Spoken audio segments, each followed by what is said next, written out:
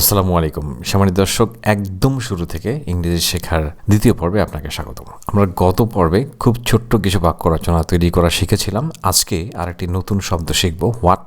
What মানে কি আমরা জানি, এবং এই হোয়াটের সঙ্গে আমাদের আগের কিছু শব্দ যেমন ইজ, দিস এবং দ্যাট শিখেছিলাম। এই শব্দগুলো দিয়ে আমরা এখন আজকে কিছু প্রশ্নবোধক বাক্য তৈরি করা শিখব এবং সেই সাথে সেটার উত্তর জানার চেষ্টা করব। তাহলে আমরা যদি এখন প্রশ্ন করি এটা কি, তাহলে এটাকে আমরা ইংরেজিতে বলতে পারি হোয়াট ইজ দিস, এবং সেটা কি হোয়াট ইজ দ্যাট। এখন এই যে বইটি আমরা দেখতে পাচ্ছি, যদি আমরা এখন প্রশ্ন করি যে হোয়াট ইজ দিস, এটা কি, তাহলে আমরা এটার উত্তর বলতে পারি যে দিস ইজ আ বুক। তাহলে আমরা এই হোয়াট দিয়েই আমরা প্রশ্ন করা শিখলাম এবং সেটার উত্তর দেওয়া শিখলাম। এবার যদি একটু দূরের একটা টেবিলকে দেখে আমরা যদি প্রশ্ন করি যে হোয়াট ইজ দ্যাট, সেটি কি, দ্যাট ইজ আ টেবল। ঠিক এবার এই যে আমরা যে বিষয়টি জানলাম সেটির সাপেক্ষে আপনাদের কিছু এক্সারসাইজ দেওয়া হচ্ছে। এখানে যেমন একটা ছবি দেখা যাচ্ছে। এখন যদি প্রশ্ন করা হয়, এই প্রশ্নের যে শূন্যস্থানগুলো রয়েছে, আপনারা এই শূন্যস্থানগুলো দেখার সাথে সাথে মনে মনে বলার চেষ্টা করুন।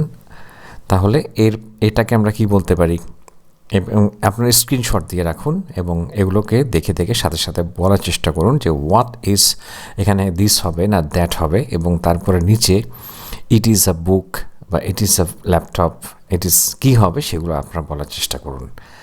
তাহলে প্রত্যেকটি প্রশ্ন আপনাদের জন্য এক্সারসাইজ থাকলো। আশা করছি এখান থেকে আপনারা উপকৃত হবেন।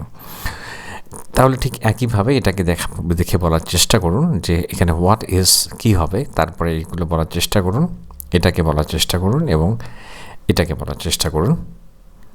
ওকে, আশা করছি আপনারা প্রশ্নগুলোর উত্তর সরাসরি দিয়েছেন এবং আপনারা চাইলে কমেন্টেও লিখে দিতে পারেন।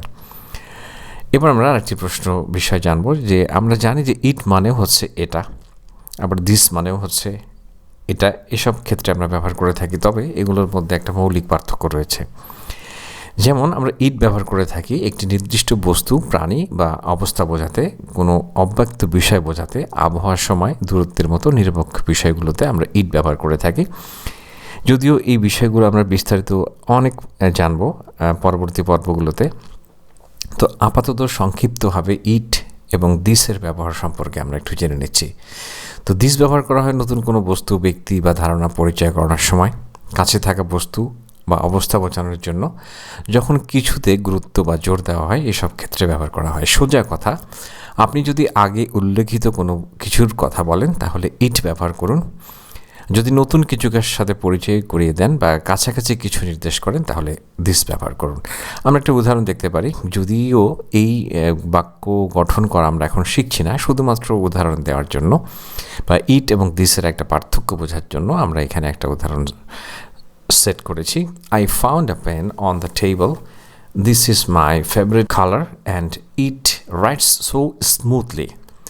এখানে this the pen being introduced, এখানে আসলে পেনটাকে আমরা পরিচয় করে দিচ্ছি, আর it the pen already referred to এই ক্ষেত্রে ব্যবহৃত হচ্ছে। এবার আমরা আরও কিছু শব্দের সাথে পরিচিত হব। নিউ মানে নতুন, ওল্ড মানে পুরাতন, স্মল মানে ছোট, বিগ মানে বড়, গুড মানে ভালো, ব্যাড মানে খারাপ এবং ফ্যান্টাস্টিক মানে হচ্ছে চমৎকার। এই যে নতুন কিছু শব্দ শুনলাম এবং এই শব্দগুলো দিয়ে আমরা এখন যদি বলার চেষ্টা করি এটি একটি বই, তাহলে আমরা বলবো ইট ইজ আ বুক। এবার আমরা আরও কিছু শব্দ শিখবো, সেটি হচ্ছে হোয়াট ইজ, এটাকে আমরা ওয়ার্ডস বলতে পারি, দ্যাট ইজ এটাকে আমরা দ্যাটস বলতে পারি, এবং ইট ইজ এটাকে আমরা ইটস বলতে পারি।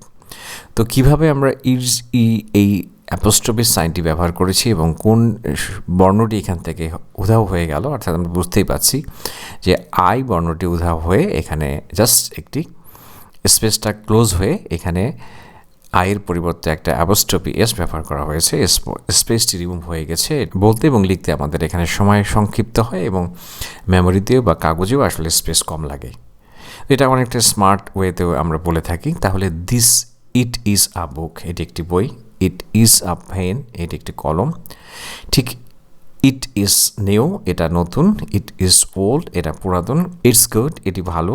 ইটস ব্যাড, এটি খারাপ। এবং ইটস ফ্যান্টাস্টিক, এটা চমৎকার। তো এই যে আমরা ছোট্ট ছোট্ট জিনিসগুলো শিখছি এবং সেগুলো দিয়ে বাক্য রচনা তৈরি করছি, আশা করছি এই যে আপনি ধীরে ধীরে আপনাদের কনফিডেন্স লেভেলটি বাড়ছে এবং এখন আপনাদের জন্য গত পর্বের অনুশীলনের উত্তরগুলো দেওয়া হলো, এগুলো আপনি স্ক্রিনশট নিয়ে আপনাদের গত পর্বের এক্সারসাইজগুলোর সঙ্গে মিলিয়ে নেবেন এবং এরপর আমরা এই দুটো দিয়েছিলাম আপনাদেরকে। এবার আজকের অনুশীলনীগুলো একটু আপনারা নোট রাখুন এবং এই বাংলাগুলোর ইংরেজি বাক্য রচনা করার চেষ্টা করুন এবং আগামী পর্বে সেই উত্তরগুলো নিয়ে আমরা হাজির হব ইনশাল্লাহ। পরবর্তী পর্ব দেখার আমন্ত্রণ জানিয়ে পর্ব এখানে শেষ করছি। খুব ভালো থাকবেন।